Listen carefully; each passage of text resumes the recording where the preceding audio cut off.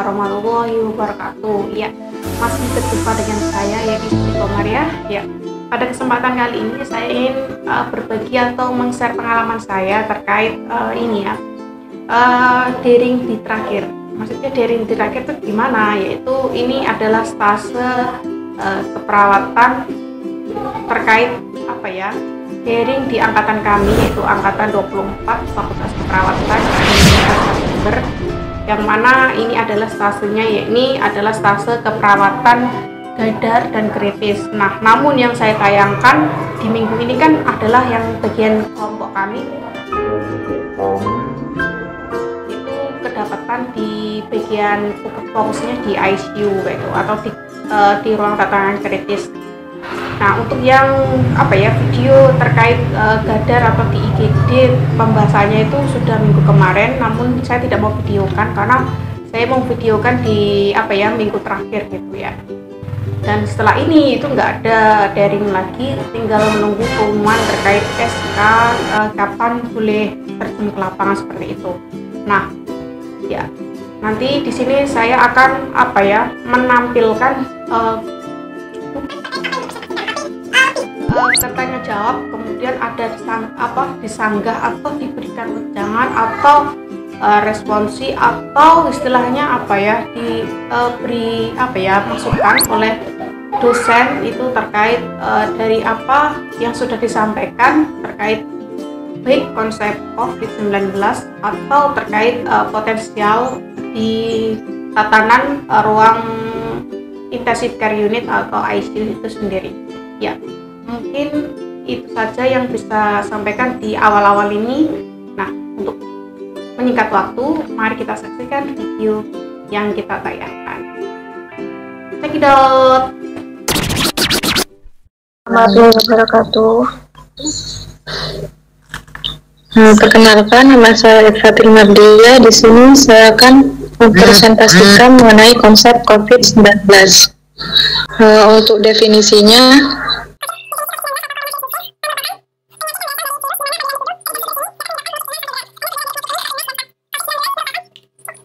terima kasih. Cukup sekian presentasi dari saya.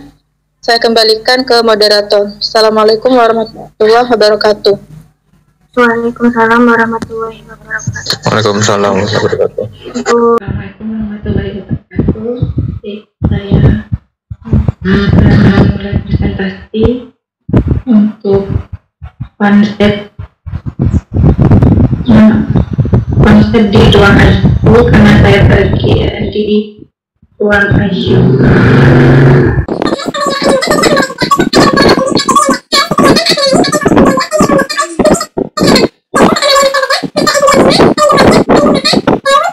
Berikut yang bisa saya sampaikan tentang potensi penularan COVID-19 di ruang ICU.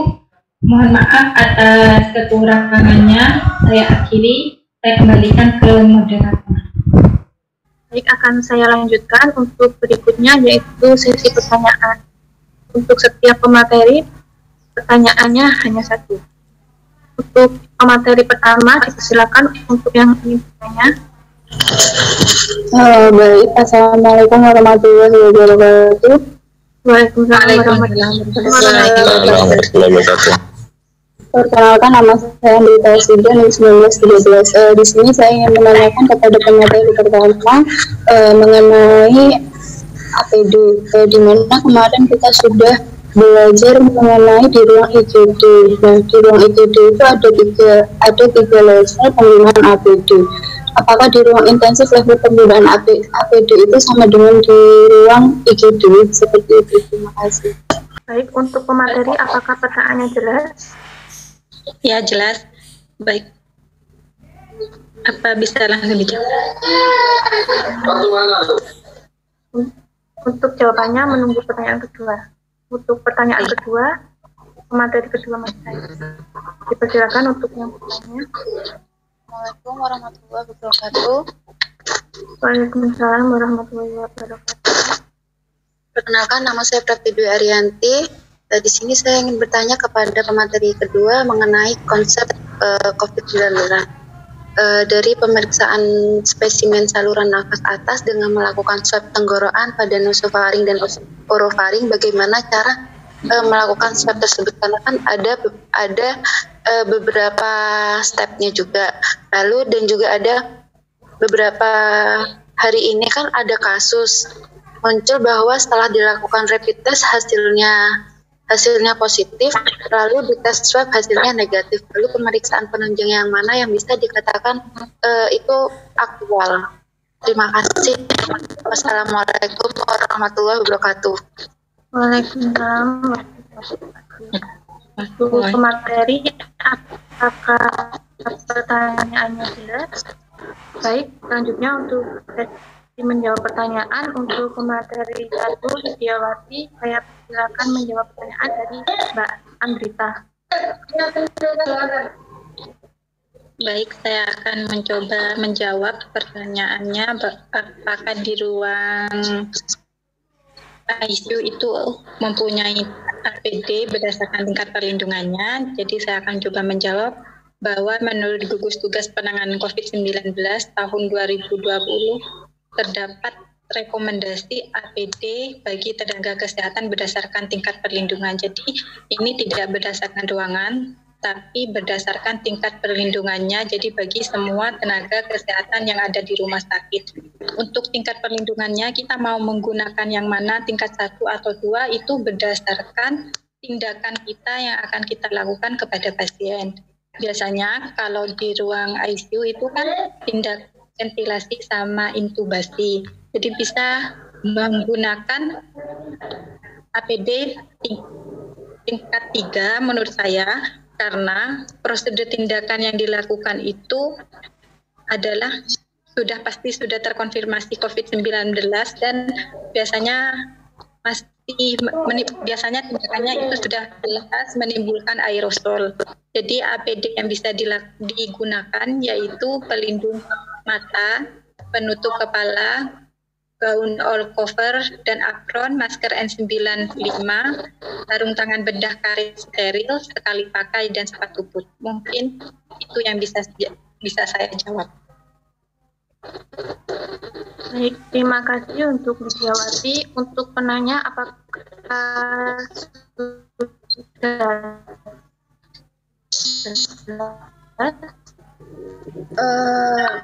Sudah jelas. Terima kasih untuk materi pertanyaan.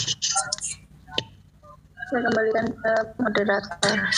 mungkin bisa dilanjut dulu untuk menjawab pertanyaan dari yang pemateri 2. Untuk Fadil, saya persilakan. Swab test itu sendiri sudah dari nasofaring seperti apa dan orofaring seperti apa. Untuk prosesnya apabila melalui lewat hidung, sama seperti di mana pasien akan diminta untuk bernafas melalui hidung dan memastikan tidak ada suntan. Kemudian pasien diminta untuk sebendonga, kemudian alat swab tahu seperti tempat itu dengan tangkai panjang dimasukkan ke dalam lubang hidung si pasien hingga mencapai bagian belakangnya. Kemudian si pemeriksa akan ambil sampel dengan cara menyapukan dan memutar satu selama beberapa detik.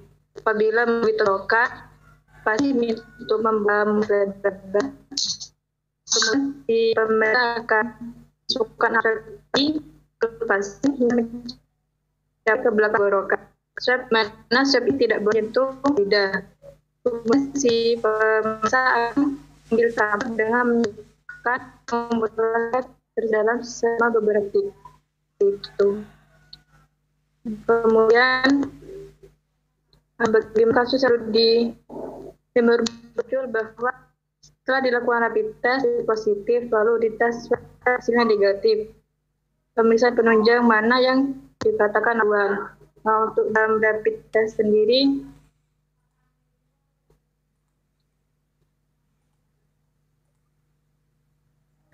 menurut pendapat saya bagi pemeriksaan penunjang lebih akurat. Menurut saya pemeriksaan swab test karena pada pemeriksaan rapid test masih aktif apabila di rapid hasilnya negatif, apabila di rapid hasilnya positif, kemudian apabila di lab negatif. Nah, menurut teratur yang saya baca, di mana rapid test sendiri itu dalam pengambilan darahnya itu mendeteksi sampel, yaitu imunoglobulin dan imunoglobulin M dari darah itu sendiri. Nah, di mana misalkan saja ODP yang memiliki kontak dengan pasien positif harus menunggu 2 minggu hingga gejalanya itu sendiri. Dan kemudian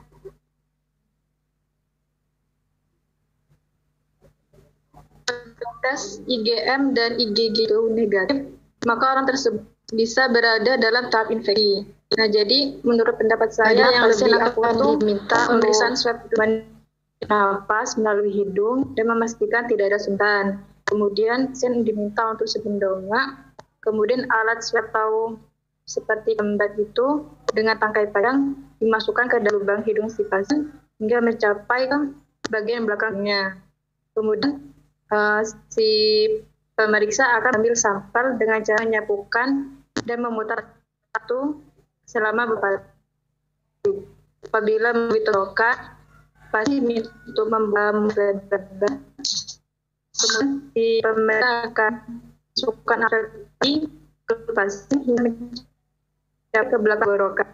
Swab mana swab tidak boleh menyentuh lidah. Kemudian si pemeriksa akan ambil sampel dengan menunjukkan membutuhkan terdalam selama beberapa detik. Kemudian bagaimana kasus yang muncul bahwa setelah dilakukan rapid test positif lalu dites hasilnya negatif. Pemeriksaan penunjang mana yang dikatakan awal. Nah, untuk dalam rapid test sendiri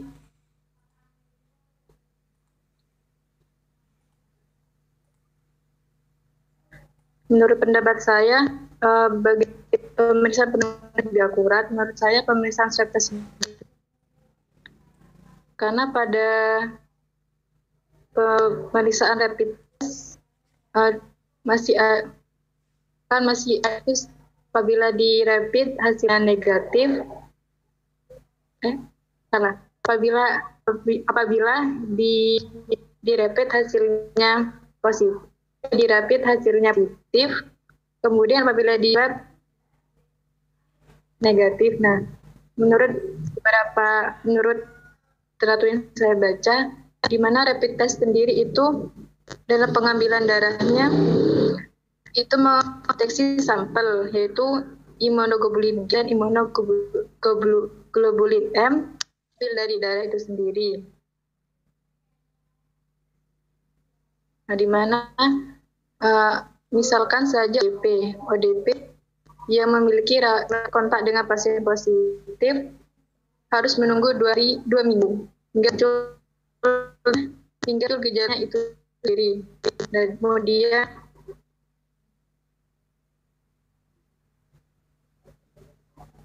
tes IgM dan IgG itu negatif, maka orang tersebut bisa berada dalam tahap infeksi. Nah, jadi menurut pendapat saya yang lebih akurat tuh pemeriksaan swab itu. Bagaimana untuk Prepti? Iya, sudah jelas. Baik, terima kasih. Sesi tanya jawab dan presentasi sudah selesai. Saya sebagai moderator mengucapkan terima kasih dan mohon maaf bila ada salah kata. Selanjutnya akan disampaikan oleh Ms. Bismillahirrahmanirrahim. Assalamualaikum warahmatullahi wabarakatuh. Waalaikumsalam warahmatullahi wabarakatuh. Waalaikumsalam warahmatullahi wabarakatuh.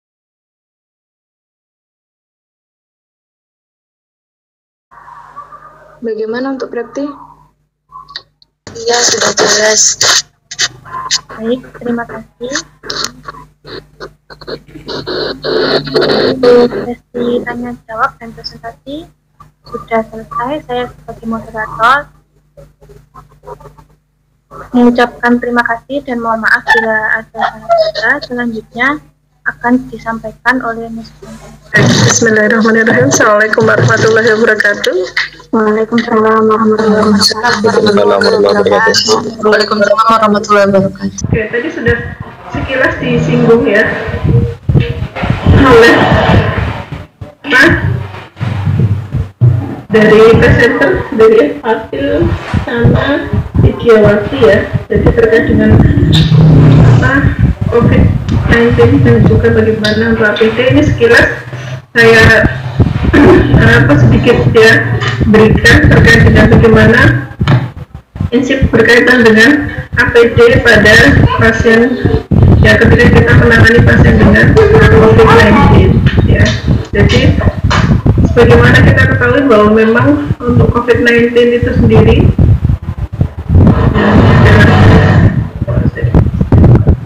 ini sama ya, ini dari Kemenkes ya, dua-duanya bisa Anda pakai ya. Kalau ini sudah terkait dengan APD khusus, ini juga sama, dua-duanya terkait dengan APD ya. Jadi secara umum bahwa tadi sudah disampaikan terkait dengan COVID-19 ya, sudah dipahami bagaimana kemudian perbedaan antara transmisi COVID-19 dengan yang lain gitu ya. Jadi kenapa ini menjadi hal yang sangat penting dan urgent sekali, terutama di garda tugas Anda ketika profesi ya di ICU, terutama kalau di pekan ini ya, karena memang transmisi dari COVID-19 itu adalah melalui droplet ya. Sampai saat ini saya melalui droplet dan juga kontak ya, karena kontak pun tidak akan terkena ketika kemudian di kontak itu kemudian bagian dari tubuh kita, entah itu tangan terutama gitu ya, atau kemudian kena langsung percikan gitu dari droplet, misalnya tangan, kemudian mungkin sesuatu yang di situ ada tubuhnya kemudian menyentuh bagian tubuh kita, itu menjadi kanker. Sehingga kenapa pada ICU menjadi penting, karena banyak sekali tindakan-tindakan di ICU tadi sudah disampaikan berkaitan dengan ventilasi ya, terutama misalnya pada pasien-pasien dengan penggunaan ventilator gitu ya, atau kemudian tindakan-tindakan yang berkaitan dengan sistem pernafasan yang itu berhubungan nanti dengan aerosol yang sangat besar sekali, menjadi potensi terjadinya penularan. Nah, ini 4 hal ya. Jadi kalau terkait dengan konsep dasar COVID-19 saya rasa sudah sangat paham, nggak perlu saya ulangi lagi gitu ya. Jadi sudah disampaikan secara jelas oleh Fatil ya, Widyawati ya, Fatil ya, terkait dengan bagaimana dari awal munculnya sampai sekarang, bahkan sekarang terbaru adalah sudah mulai muncul COVID-20 ya, COVID-20. Nah, ini menjadi tantangan sendiri gitu ya untuk kita, terutama di petugas yang langsung berhubungan dengan pasien. Oke. Ya, mohon yang sebagai host atau co-host ya kan bisa untuk admit yang mau masuk itu masih ada berapa? Tapi ini ada 4 unsur yang harus dipatuhi terkait dengan penggunaan APD. Tadi sepertinya belum disampaikan ya. Tadi sudah disampaikan terkait dengan bagaimana buka tutup. Ini prinsip dasar. Ya, jadi pertama terkait dengan ada 4 unsur yang harus dipatuhi, harus dipahami terkait dengan bagaimana pemahaman gitu ya, atau terkait dengan hal yang harus dipatuhi terkait dengan penggunaan APD ini. Ya, jadi yang pertama adalah terkait dengan indikasi penggunaan ya, yaitu yang dimana indikasi penggunaan itu dengan mempertimbangkan dari risiko paparan dan juga bagaimana dinamika dari transmisi.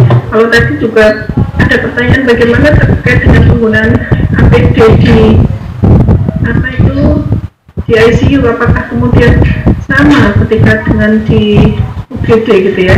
Jadi memang terkait dengan APD ini yang menjadi fokus adalah terkait dengan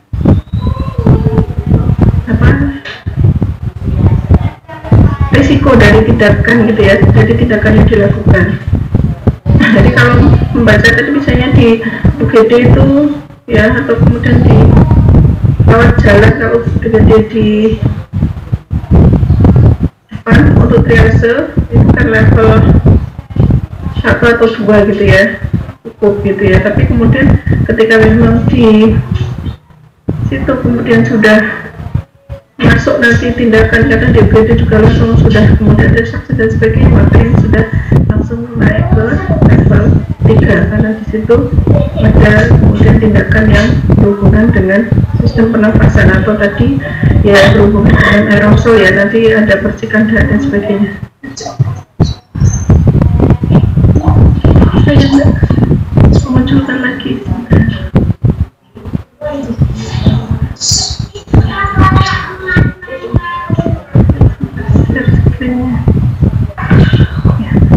jadi tadi ya risiko terpapar dan kemudian dinamika transmisi ini terkait dengan dinamika transmisi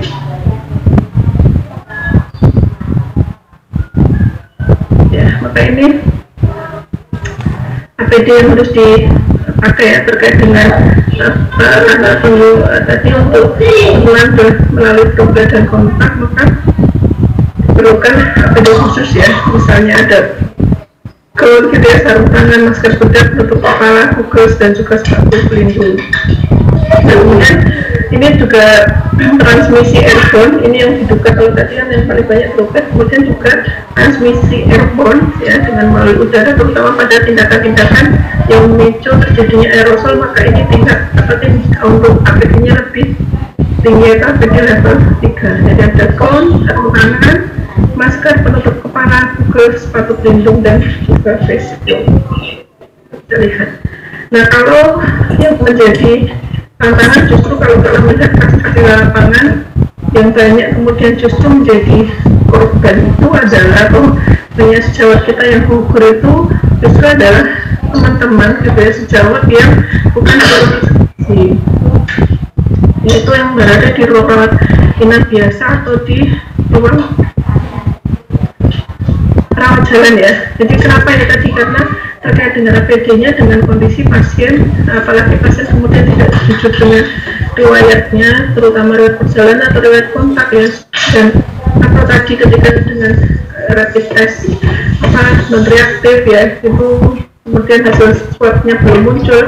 Nah itu seringkali kemudian menjadi resiko paling besar bagi sejawat yang berhubungan dengan langsung. Makanya ini kemudian terkait dengan kasus ya yang memang semakin tinggi, maka level APD ini kemudian ditingkatkan. Tetapi memang kendalanya adalah keterbatasan dari APD itu sendiri kalau kita lihat ya di lapangan, sehingga memang ini perlu betul-betul sangat bijaksana juga dengan ketika memakai.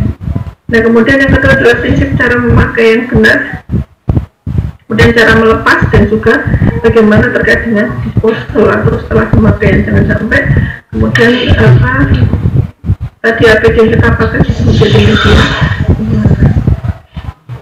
Ini prinsip dalam penggunaan APD, penggunaan APD tadi sudah disampaikan ya. Jadi terkait dengan bagaimana harus memberikan perlindungan yang spesifik ya. Kemudian harus ini ya, seringan mungkin, dapat digunakan secara fleksibel, tidak menimbulkan bahaya tambahan, tidak mudah rusak gitu ya. Yang meskipun memang ini agak susah, terutama kalau di level 3 yang menggunakan oktol ya. Jadi bisa kita bayangkan bagaimana kemudian sejawat yang menggunakan ya, terutama di prinsip pergerakan ini ya, jadi memenuhi kebutuhan dari standar, kemudian pemeliharaan udara dan tidak membatasi gerak. Ini yang kalau secara gerak iya, tetapi terkait dengan pemenuhan KDM terutama ya, ini yang menjadi kendala terkait dengan APD, terutama kalau penggunaannya di ICU, terutama ya ICU di ruang isolasi ya, yang menggunakan level 3 ini terkait dengan pemenuhan KDM menjadi sangat terbatas, sehingga ada aturan sekarang kemudian dengan 3 shiftnya 3 jam ya. Nah ini tadi masker, rekomendasi alat pelindung diri tadi sudah disampaikan ya. Cuman ini fokus ya terkait dengan penggunaannya yang seringkali kita itu menjadi tidak apa sudah memakai gitu ya, tetapi pemakaiannya tidak tepat ya, sehingga ini harus dipahami ya. Jadi masker itu kalau untuk petugas medis ya kita itu minimal adalah masker bedah gitu ya. Jadi ini harus betul-betul menutup ya dari mulut dan hidung kita dengan betul-betul fit ya, sehingga jadi bagian paling atas itu harus betul-betul menempel dan tidak boleh dibuka tutup. Kemudian masker N95 ini harus disegel ketat di sekitar hidung, dan intinya adalah bagaimana penggunaan masker ini dengan tepat, bukan kemudian menutup leher gitu ya. Nah kemudian face shield ya, ini prinsipnya adalah wajah sampai dagu ya. Jadi apa semakin ke bawah semakin baik. Jadi intinya adalah wajah dan dagu itu yang menghindari percikan. Kemudian goggles ya, dari plastik menutupi area sekitar mata. Kemudian apron prinsip ini ya. Jadi bagaimana kemudian penggunaannya. Nah ini kalau dibahas atau gown ada yang bersifat sekali pakai, ada yang kemudian bisa dipakai berulang, itu kalau bahannya dari katun. Kemudian sarung tangan ya, sarung tangan yang bagusnya adalah yang tidak mudah robek tentunya ya, dari latex gitu ya, atau karet PVC atau nitrile atau poliuretan. Kemudian penutup kepala dan sepatu pelindung ya. Nah ini kalau menjadi catatan di sini sebenarnya kalau dari WHO sendiri dikatakan bahwa tidak secara spesifik ya, overall itu tidak diperlukan saat mengelola pasien COVID-19 ya, karena memang tadi terkait dengan penularan ada lewat droplet atau lewat aerosol gitu ya. Tapi ini kondisi ya di lapangan, kecuali kalau memang ada sih dipakai gitu ya, tetapi ketika memang tidak ada, selama kita melindungi tadi ya bagian terutama atas ya, jadi atau yang berhubungan dengan pasien dari mulai muka, yang ini menjadi pintu masuknya dari droplet ya, dari hidung, mulut, muka tadi ya, kemudian kepala, kemudian tangan gitu ya, itu bagian atas itu menjadi tadi bisa pakai apron gitu ya, tidak harus kemudian cover. Tapi kalau itu cover itu ada, itu lebih bagus lagi gitu ya. Nah ini prinsip yang harus saya pakai di awal itu, saya tidak lupa di dalam pandemi itu ya, no emergency ya, in pandemic ya, ini harus dipahami. Artinya apa? Ketika kita memang di dalam situasi pandemi, ketika memang tidak ada APD, itu kita tidak boleh menolong ya, karena memang sebagai penolong itu 3A prinsip pertama itu ya. Jadi artinya apa? Ketika kita akan menolong pasien dengan apalagi sudah jelas positif ya, itu ketika memang kita tidak ada APD yang memadai, sudah justru direkomendasikan untuk tidak melakukan pertolongan. Kenapa? Karena justru akan lebih membahayakan petugas ya. Ini tadi yang sudah disampaikan oleh teman Anda ya di masing-masing ruangan ya. Jadi kalau ini di ruang perawatan pasien di IGD atau di kamar operasi ini di jenis aktivitasnya, kalau di ICU ya karena tindakan kita bagian ini ya, jadi yang lab ini tindakan yang menghasilkan aerosol ya. Jadi mulai intubasi, kemudian ventilasi, baik itu yang invasif apalagi yang invasif gitu ya, ventilasi bronkoskopi. Nah sehingga kalau terkait untuk pasien-pasien COVID-19 sangat diminimalkan untuk dilakukan vaksin ya, karena memang penularannya sangat kental, sehingga sebelum itu memang diperlukan regulasi. Tetapi ketika betul-betul diperlukan untuk vaksin ya, karena pasien ini ARDS ya, kemungkinan penyebab terbanyak pasien COVID-19 itu masuk ke ICU. Kalau tadi kan dikatakan 8% ya, 8-25% yang masuk ke ICU itu adalah karena komplikasi ya, pasien terjadi ARDS. Nah ini tidak direkomendasikan untuk dilakukan terlalu sering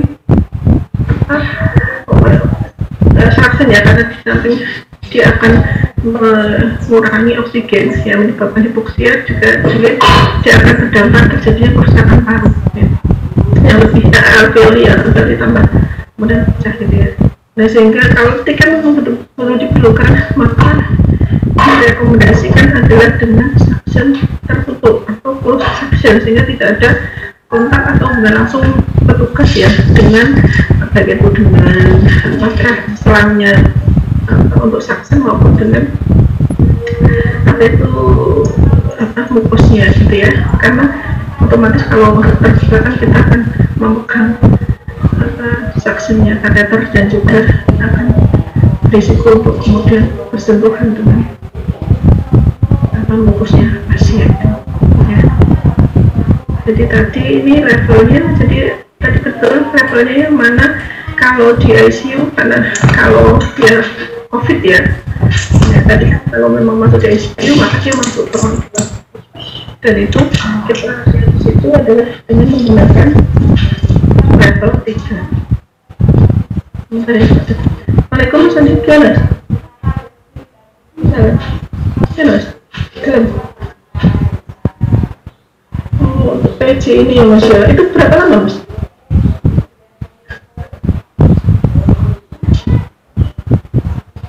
Dari pagi sampai sore ya?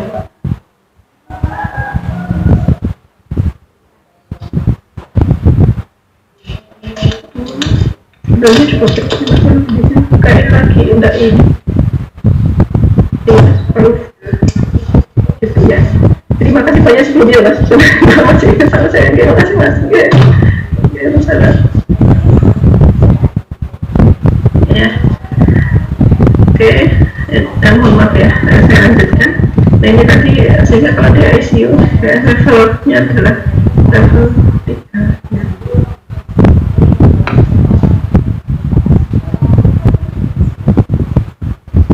Kursi ruang ya, di ruang untuk ruang isolasi. Nah kalau yang sekarang ini untuk di awal semua pasien, kalau itu dari awal dari masuk UGD itu sudah dilakukan screening ya, dari baik itu kemudian rapid maupun dengan menggunakan ronsen toraks. Jadi ketika misalnya rapidnya kok non reaktif tapi kemudian dari ronsen toraksnya sudah mengarah ke pneumonia gitu ya, atau kemudian ada tanda-tanda ke arah COVID gitu ya, maka itu kemudian sudah masuk ke dalam PDP sehingga kemudian nanti masuk ke ruang isolasi. Itu salah satu kemudian untuk tindakan antisipasi. Ya ini beberapa, kalau kita tadi masuk ke staf ya.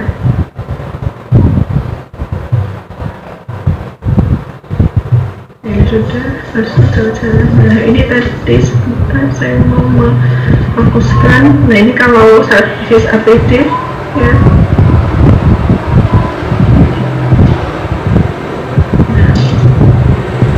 reserve ya dapat dilakukan kecuali kalau sudah tindakan aerosol ya.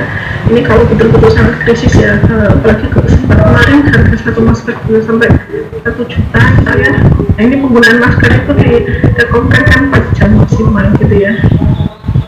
Nah, dapat dibuka sebanyak kali selama, kalau yang N95 ini bisa sampai 8 jam. Kalau masker yang biasa rekom itu 4 jam. Nah kalau sudah tindakan aerosol maka tidak boleh di reuse ya. Nah ini masker khusus ya, mungkin aerosol ini yang 95. Ini elektromatik kalau ada ini ya, respirator. Nah ini Google tadi sudah tahu face shield. Jadi saya sarankan Anda ya, kita sebagai persiapan ya new normal ya, tetapi saya sarankan untuk tidak keluar kalau tidak ada hal yang sangat urgent, termasuk ketika pun Anda gitu ya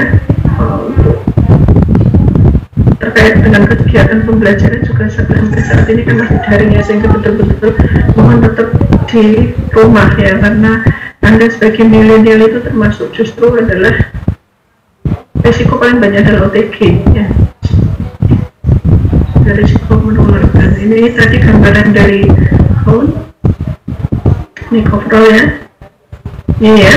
WHO dan CDC tidak merekomendasikan namun namun bila tersedia dapat digunakan. Nah ini yang tadi mau saya sampaikan terkait dengan tadi sudah dijelaskan ya, cuman karena tidak pakai slide atau tidak pakai ini khawatir memang kadang kurang jelas. Ini yang perlu diperhatikan pada penggunaan APD ya, menggunakan baju kerja khusus ya, kemudian kebersihan tangan sebelum dan sesudah yang sangat penting ya, mencuci tangan dengan air mengalir kemudian kebersihan tangan ya setiap melepaskan. Jadi kalau dulu cuci tangan itu hanya sebelum dan setelah, kalau sekarang setiap melepaskan item dari APD harus cuci tangan, minimal harus dengan menggunakan hand sanitizer setiap melepaskan dari item, kemudian mandi ya. Dan ini untuk alurnya bisa Anda lihat ya. Ganti baju pertama adalah ini baju, kemudian sepatu pelindung, gaun atau jubah, kemudian masker, kemudian google, dan yang terakhir adalah sarung. Nah, sebaiknya untuk pembahasan ini jadi cuci tangannya masing-masing ya, setelah melepas masing-masing ini, di sela-sela ini ya harus kemudian harus cuci tangan. Yang terakhir cuci tangan di sini kalau ini bisa menggunakan hand ya, tapi terakhir ini dan awal dan terakhir ya, sebelum di awal ini dan di akhir ini harus dengan air mengalir.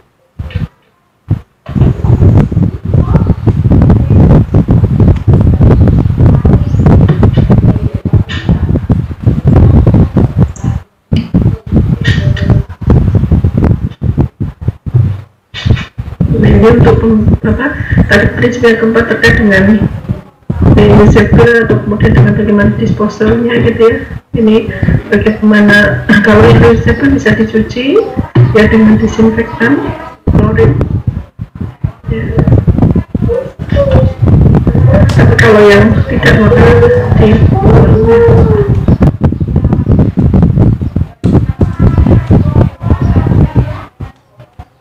ini bisa dilihat ya terkait dengan bagaimana pembersihannya ya, harus dicuci kalau termasuk sepatu yang memang akan lebih bagus setelah dicuci itu kemudian dijemur ya di bawah sinar matahari ya. Itu sebagai gambaran. Kalau ini juga sama sebenarnya, tadi ada gambaran tambahan untuk level-levelnya.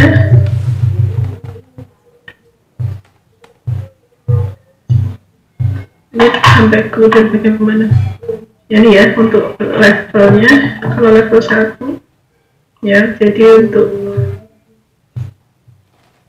tingkat pelindungan ya, ini di level 1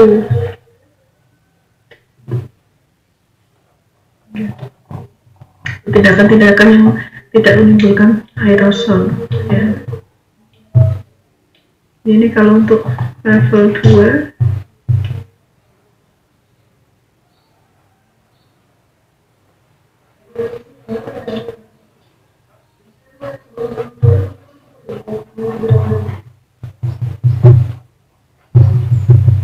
ini untuk level 3 yang menggunakan GoPro.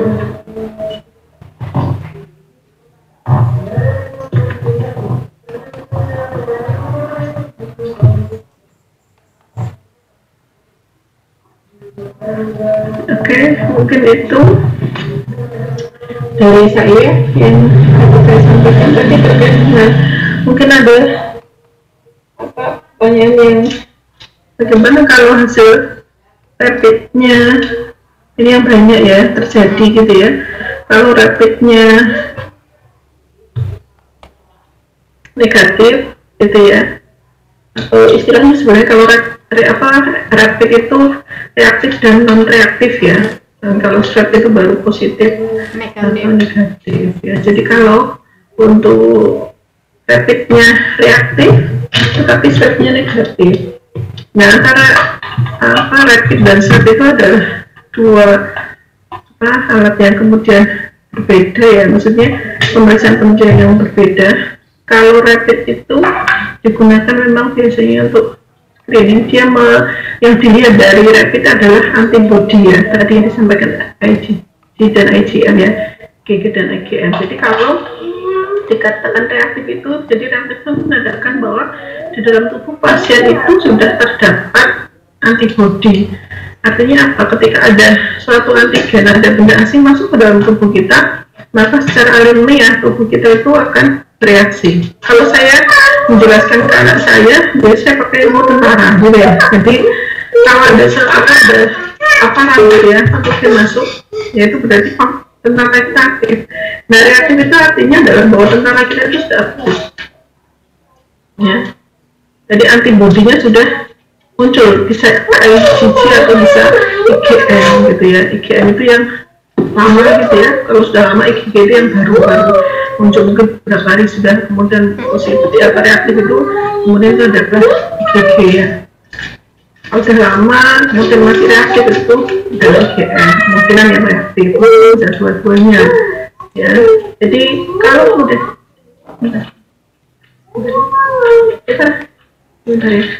nah itu diambilnya lewat darah ya. Jadi kalau reaktif artinya itu.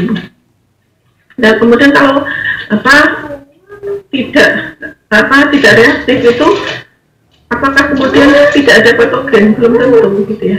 Bisa ada tetapi itu belum reaksi. Dan ini tidak spesifik sebenarnya hanya untuk COVID ya, karena infeksi apapun ketika dites bisa jadi kemudian reaktif ketika tubuh kita kemudian memang ada paparan, misalnya flu itu juga bisa ya, karena memang tidak spesifik tesnya, karena yang dilihat adalah antibodinya saja. Sehingga ketika seseorang kemudian untuk memastikan untuk sampai saat ini adalah dengan menggunakan PCR atau swab itu.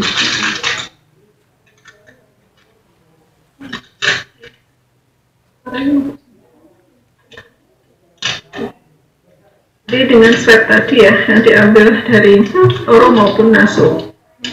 Sehingga kalau ada pertanyaan berarti kalau rapid testnya reaktif kemudian swabnya negatif, tidak bertanya maknanya ya sebenarnya. Yang lebih direkomendasikan tadi adalah swab ya. Nah itu maknanya apa sebenarnya, itu yang menarik ya. Jadi ketika rapidnya reaktif tapi swabnya negatif artinya apa? Itu justru patut bersyukur. Maksudnya apa? Berarti orang ini sebenarnya dia sudah pernah terpapar tetapi sudah tidak ada infeksi ya, artinya apa, dia sudah sembuh gitu ya.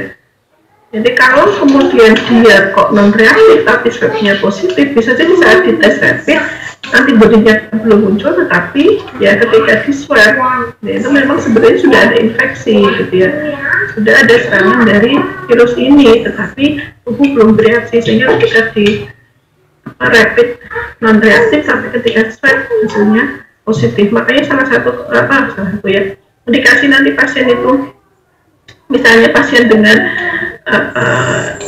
PDP gitu ya, pasien COVID ya PDP ya, dinyatakan positif, nanti untuk kemudian bisa pulang atau tidak adalah dilihat dari swab. Jadi 2 kali swab negatif itu baru muncul. Kenapa tadi bisa rapid itu bisa kemudian non reaktif? Karena tadi terkait dengan masa inkubasi tadi yang sudah dijelaskan oleh ya. Jadi memang ini untuk screening ya. Kenapa kok rapid ya, kan lebih murah dibandingkan dengan swab ya. Begitu ya. Mungkin itu ya sebagai gambar ya, setelah biar kita sebagai warning ya untuk semuanya saja. Sekali lagi untuk tidak sangat penting, jangan keluar ya, karena kecuali kemudian Anda memang jadi relawan ya, sudah ya boleh, karena saya sarankan ya, karena Anda masih muda dengan imunitas yang bagus ya. Saya terus terang terjun 1 kali ya, dengan tapi APD sangat terbatas ya, sehingga juga dimarahin sama teman-teman karena memang hanya APD level 1 gitu ya untuk screening. Tapi di saat itu belum sebanyak sekarang ya. Jadi Indonesia sekarang jadi juara untuk ASEAN ya, juara dengan kasus tertinggi 1000 per hari. Oke, ada yang mau disampaikan, mungkin didiskusikan? Tadi sebenarnya ada yang mau saya tanya, kok jadinya saya yang menyampaikan ya. Tadi kan sudah kerja, kalau kayak gini kan saya tanya biasanya. Ini sudah presentasi, oke lah, sudah. Ada yang mau ditanyakan atau disampaikan? Tapi saya lihat kayak wajahnya semua ini cerah semua. Kalau di rumah itu kan tidak mikirkan makan ya. Kecuali mungkin yang jember itu berarti dari keluar itu ya. Tidak ada yang mau disampaikan? Anda ikut ini ya, yang webinar? Beneran dimulai.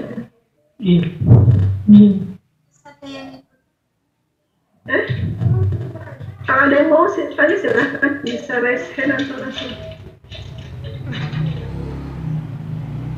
Ini harusnya cuma saya tuh. Kadang ya. Oke, yang penting tadi sudah awal sudah masuk, saya lihat sudah full. Kadang memang mungkin ada yang bermasalah ya. Ya, paham. Oke, baik. Cukup, ada yang mau disampaikan? Bisa dipahami?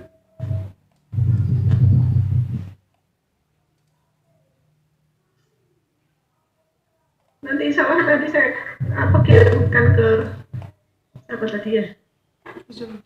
Oh, yang kontak saya jauh. Jembrot, sampai jembrot terus. Nanti materinya tadi insya Allah saya kirimkan. Oke, cukup?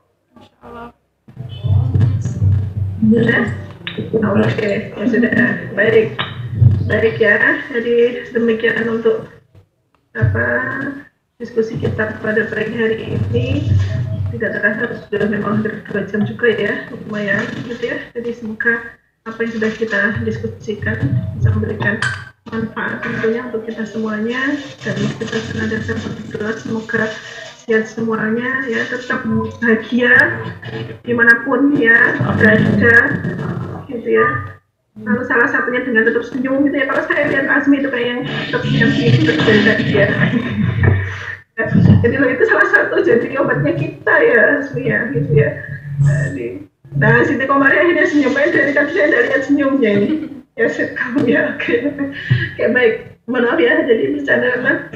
Saya terus terang saya bicara yang paling banyak ya. Biasanya saya sedikit sekali. Alhamdulillah hari ini bisa lumayan interaktif dengan Anda. Semoga bisa memberikan manfaat, dan sekali lagi semoga semuanya saya tetap jaga diri, jaga kondisi, ya, jaga kesehatan meskipun di pandemi dengan Anda mungkin juga tambah stres ya ketika di rumah, bukan tambah senang gitu ya, karena dengan tugasnya tetap ada, profesi tetap jalan gitu ya, tetapi tidak bisa kemudian melihat langsung pasien, tetapi semoga itu bisa seminimal mungkin bisa memberikan bekal yang terbaik ya.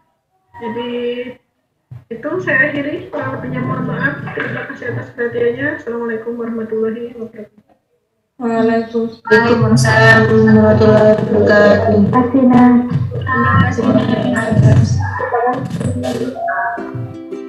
Guys, terima kasih. Tadi sudah sudah sampai tahap ini sudah mengplay atau sudah menonton itulah yang sudah ditayangkan tadi ada yang bisa saya simpulkan tadi itu pertanyaan dari teman saya, 2 pertanyaan, kemudian dijawab oleh yang bagian presentasi, kemudian juga dilanjut dengan istilahnya wejangan atau pemberian stimulus terkait pendalaman terkait materinya, ya ini terkait fokusnya ke APD itu sendiri. Ya, itu aja yang bisa saya simpulkan. Terima kasih sudah nonton di channel YouTube saya di Siti Komaria. Ya, mungkin itu saja. Semoga kedepannya bisa meng-share atau menampilkan video-video yang lebih mengarah ke hal yang positif dan bermanfaat berbarokah. Itu saja yang bisa saya sampaikan. Sampai bertemu di sesi selanjutnya. Wassalamualaikum warahmatullahi wabarakatuh. Dadah.